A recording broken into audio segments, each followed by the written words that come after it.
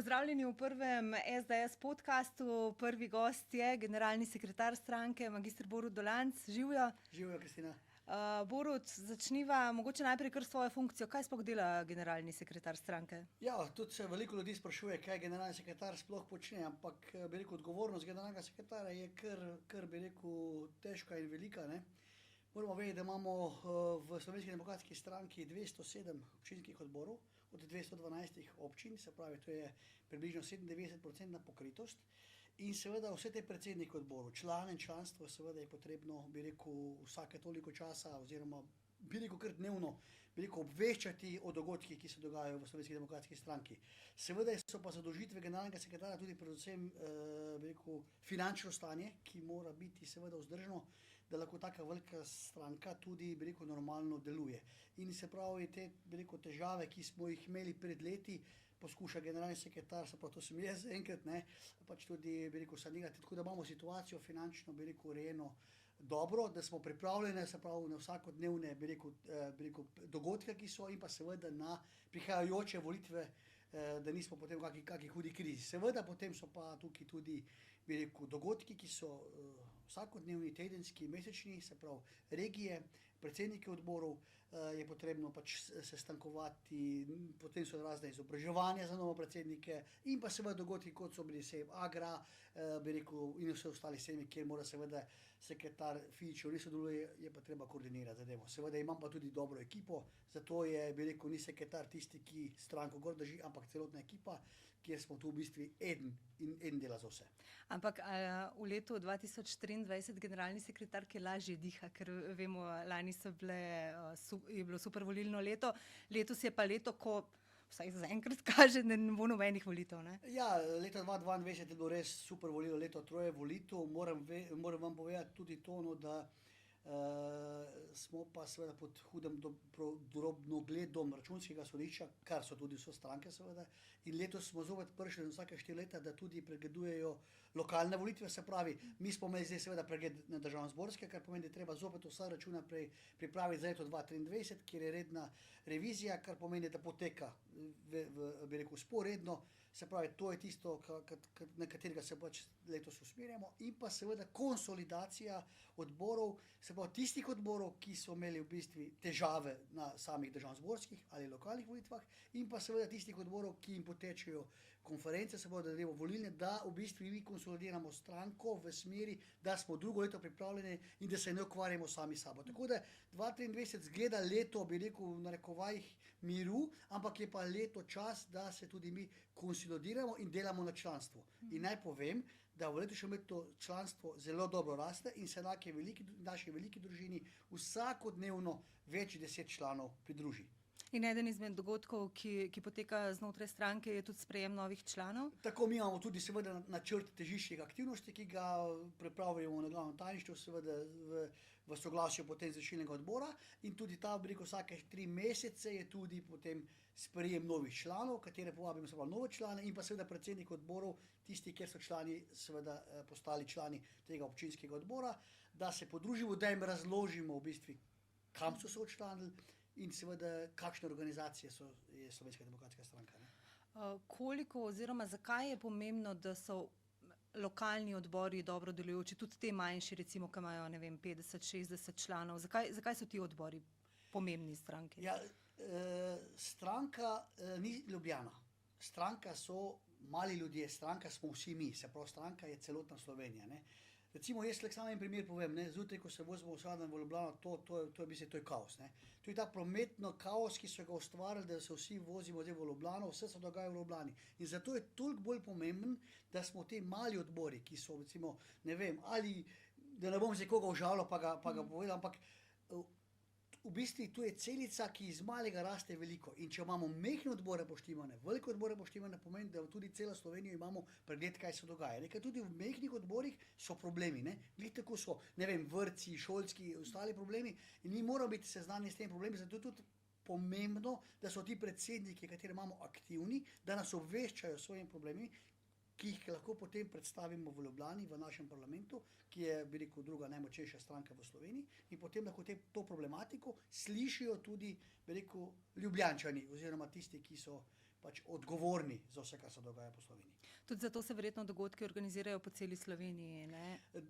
Stremimo k temu, da je Slovenska demokratska stranka, bi rekel, stranka cele Slovenije, se pravi, da so vsi ti dogodki ali seje sveta, ali bi rekel različni forumi, ali okrogle mize po različnih punktih po Sloveniji, ki jih seveda dogovorimo skupaj s predsedniki regij. Ja, seveda, in če se opazuje, je Slovenska demokratska stranka zelo od januarja prisotna po celotni regiji, od Koroške do Primorske, tudi poslanska skupina, ki na terenu obiskuje, bi rekel, te regijske dogodke oziroma regije, da se seznanijo s problematiko.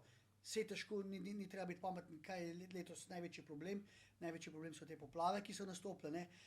Bi rekel, in ta, bi rekel, brezglavo ocenjevanje vrednosti, koliko je do tega prišlo, od 500 milijonov do včerajšnjih, ne vem, skoraj 10 milijard, kar je v bistvu nezaslišano za nekoga, ki, bi rekel, naj bi se spoznal na neke bilance, na neko stanje. In bi rekel, tudi na izvršilni odbori smo poslušali predstavnike teh regij, ki so bili, bi rekel, najbolj, katerih je ta ujma najbolj prizadela, da ni nekega posluha strani vlade in države. In tukaj je naša naloga, da na to opozarjamo, da prihaja zima, da prihaja, da ljudje morajo imeti streho nad glavo. In to je recimo tisto, ki je delo generalnega sekretarja oziroma njegove ekipe, da skrbi, da smo obveščeni, da imamo aktivne odbore, ki potem na to problematiko tudi opozarjajo in jo potem mi predstavimo naprej v parlamentu oziroma pač naši poslanci. To obveščenost pa, sva rekla, ne, najbolj slišiš, če si na terenu in verjetno tudi temu je bil namenjen obisk 2 sejmov oziroma še eni v prihodnjih dneh. Mogoče se komu čudno zdi, zakaj stranka hodi na, ne vem, obrtni sejem ali pa na kmetijski sejem. Ja, kot sem že prej povedal, ne, stranka nismo posamezniki, stranka smo vsi mi in tudi recimo problematika, ki se tiče, ne, je na MOS-u, recimo mednarodnem obrtnem sejmu, problematika podjetnikov. In prav je, da tam stranka, ki zagovarja gospodarstvo, malega podjetnika ali pa velikega podjetnika, da sliši probleme, ki se nakopičili, odkar je nastopila pač vlada dr. Roberta Goloba. In moram povedati, da smo bili izjemno presenečeni nad pozitivnim odzivom, da je bilo kopico novih članov, tudi bi rekel na samem MOS-u, da pa govorimo o Gornji Radgoni, kjer smo imeli pa sejem kmetijstva, kar pa vemo, da pa kmet je pa tisti, ki po zdajšnjih podatkih je neuslišan oziroma neslišen pri vladi in smo imeli kopico enih dobrih predlogov, ki smo jih dobili in jih bomo lahko, oziroma so jih že naši, bi rekel, predstavniki predstavili tudi v parlamentu, glede kmetijstva in glede vsega. In tudi tukaj smo dobili kopico novih članov, ki so bili zadovoljni, da lahko, bi rekel, da jih nekdo posluša in da njihov glas tudi nekaj šteje. Tako da zdaj imamo pa še enega v prihodnosti, to je v Komendi, kjer se bomo zopet soočili s tem in seveda mi bomo s tem nadaljevali, predvsem s to kmetijsko politiko, bomo nadaljevali tudi s okroglimi mizami in mislim, da je to zelo pomembno, ne samo za Slovenijo, ampak tudi za stranko in tudi v smislu v Evropi, ne, kjer imamo močna 2 predstavnika v Evropskem parlamentu, da slišijo, kaj se dogaja.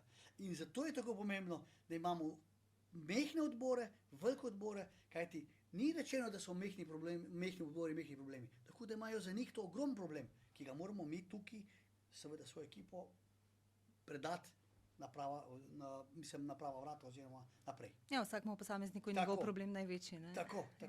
Zdaj omenil si evropska poslanca, pred vrati pa so, ne, volitve, evropske volitve. Predsednik večkrat pove, da bojo te volitve prelomne. Slovencem se nekako zdi, da jih evropske volitve niti ne zanimajo. Ja, drugo leto so v bistvu 2 volitve, ki so zelo pomembne za Slovenijo. To so evropske volitve, ki so junija, in pa seveda volitve v Kmetijsko gozdarsko zbornico, ne. Zdaj, evropske volitve, kot si ravno kar povedala, so prelomne volitve zaradi tega, ker Evropa more ostati v smeri desnega, bi rekel, desnih usmeritev. Se pravi, vidimo, kaj se dogaja, ta migrantska politika, ki je v bistvu mogoče v nekaterih državah benigna. Mogoče so v Nemčiji želeli s tem refugees welcome pokazati, ker jim primanjkuje delovne sile, ampak na koncu je izkazalo, da imajo zelo velike probleme, ne samo socialne, ampak tudi, kot vidimo, nasilje je veliko, ne. In tudi jaz, ko se sprehajam po Ljubljani, vidim tudi, da tudi Ljubljana že postaja, bi rekel, geto in zato je treba tudi, bi rekel, voliti pametno, bi rekel, seveda, vsi ljudje so, bi rekel, vse moramo enako obravnavati, ampak glejte, ko grem jaz ven iz Slovenije, pokažem svojo osebno, pokažem, kdo sem, v katerikoli državo grem. Se to je pravilno, da če nekdo vstopi v mojo državo oziroma v našo državo, da se legitimira, da vemo, s kom imamo opravka. In to je čisto, bi rekel, neka nacionalna pravica vsake države. Evropske volitve bojo pa seveda v Sloveniji tudi prelomne, ker dobimo zdaj tudi celo enega več poslanca, zdaj smo volili 8, zdaj nam je, mislim, da je že Evropa sklenila, da jih bo na naslednjih volitvah lahko volili 9. In jaz predlagam in pozivam vse Slovence in Slovenke, da se v čim večjem številu udeležijo teh volitev, kjer ni tako benigno. Kdo je prišel na poplavno območje? Von der Leyenova, Evropa, se pravi, mi smo zaprosili za pomoč. Se pravi, da Evropa ima velik vpliv tudi na dogajanje, kar se tiče pomoči, sociale in vsega tega. Bog ne daj pa, da se dotaknemo vojne, ne? Da imaš nek, bi rekel, nek zavetje v Evropi, da si pač, bi rekel, varen, koliko toliko. Ker vidite, da ratuje ta vojna, lahko se razširi, Bog ne daj.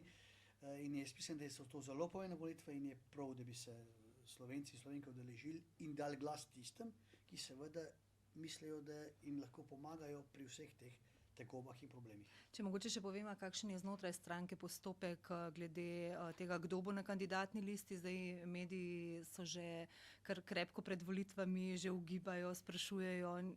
Z medijske strani je veliko tega zanimanja, ne? Tu so ustaljeni postopki tudi za državnozborske kot za lokalne volitve.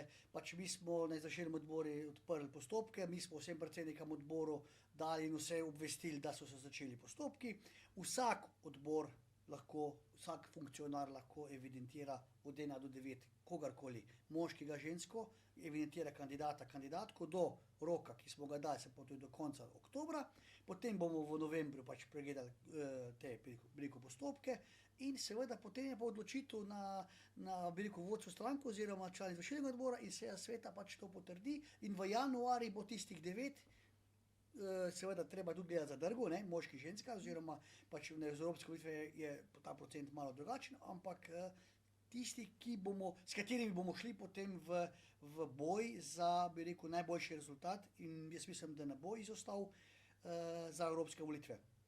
Se pravi, kot še enkrat povem, tukaj je demokratična stranka in vsak lahko predlaga vsakogar. Če enega predlagaš 10-krat, to nič ne pomeni, to smo tudi že poslušali na izvršilnem odboru, pač je pa prav, da ga evidentirajo tisti odbori, tiste ljudi, ki mislijo, da lahko, bi rekel, stranko dobro zagovarjajo v Evropi. Sicer pa na družabnih omrežjih, na Facebooku, no, kar spremljamo,